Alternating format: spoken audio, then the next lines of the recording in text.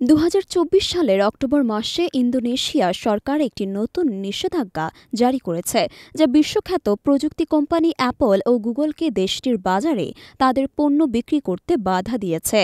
দেশটির টিকেডিয়ান নীতির আওতায় এই নিষেধাজ্ঞা কার্যকর হয়। স্থানীয় প্রযুক্তি খাতের উন্নয়ন এবং দেশীয় শিল্পকে এগিয়ে নিয়ে যাওয়ার লক্ষ্যেই এই সিদ্ধান্ত নেওয়া হয়।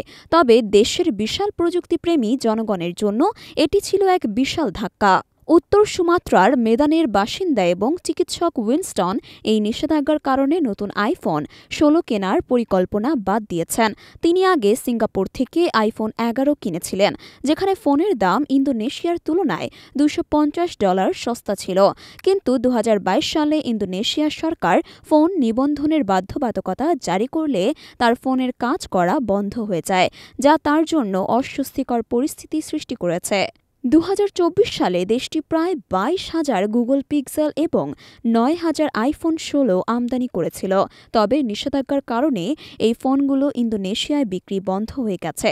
এর ফলস্বরূপ চীনা প্রযুক্তি ব্র্যান্ড শাওমি, অপ্পো, ভিভো এবং দক্ষিণ কোরিয়ার স্যামসাং ইন্দোনেশিয়ার বাজারে আধিপত্য বজায় রেখেছে।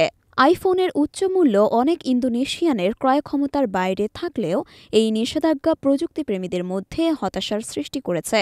দেশের চেম্বার অব কমার্সের প্রধান খায়রুল মহল্লি জানান, টিকেডিয়ান নীতি স্থানীয় শিল্পকে রক্ষা করতে চায়, তবে এটি আন্তর্জাতিক বাণিজ্যে জটিলতা সৃষ্টি করতে পারে। অ্যাপল এই নিষেধাজ্ঞা কাটানোর জন্য $100 মিলিয়ন বিনিয়োগের প্রস্তাব দিয়েছে। তবে ইন্দোনেশিয়া সরকার এই প্রস্তাবটি ন্যায্য মনে না করে তা প্রত্যাখ্যান করেছে, কারণ অ্যাপল থাইল্যান্ড এবং ভিয়েতনামে অনেক বেশি পরিমাণে বিনিয়োগ করেছে। উইনস্টনের মতো প্রযুক্তিপ্রেমীদের জন্য এটি একটি কঠিন সময়।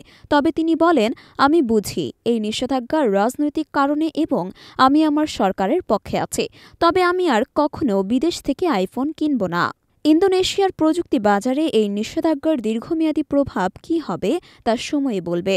তবে স্থানীয় শিল্প এবং আন্তর্জাতিক বাণিজ্যের মধ্যে ভারসাম্য বজায় রাখা এখন সরকারের বড় চ্যালেঞ্জ হয়ে দাঁড়িয়েছে।